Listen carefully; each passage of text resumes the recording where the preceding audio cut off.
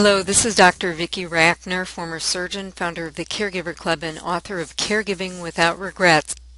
Have you ever asked, how do I get my dad to use a cane, or how do I get my mother to use a walker?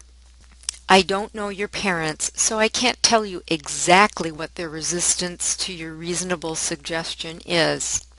However, here's a possibility. When you say walker or cane, these are the pictures that may pop up in their minds. They might be reacting to memories of the polio epidemic. It's hard for us to imagine what that was like. The closest we come might be the early part of the AIDS epidemic. While FDR was willing to talk about his paralytic illness, he went to great lengths to hide the physical evidence. In fact, this is one of only 2 known pictures of FDR in a wheelchair. Imagine how the child with leg braces might have been treated during the polio epidemic.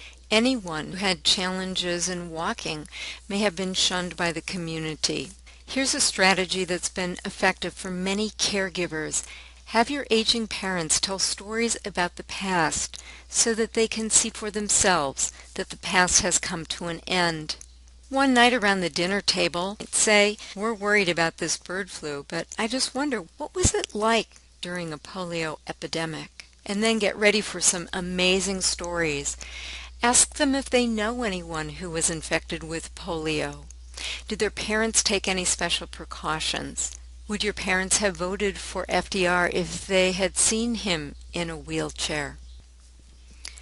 Then you can say, isn't it great that those days are over, that differently abled people are tolerated? Even Christopher Reeve could be a public figure in a wheelchair.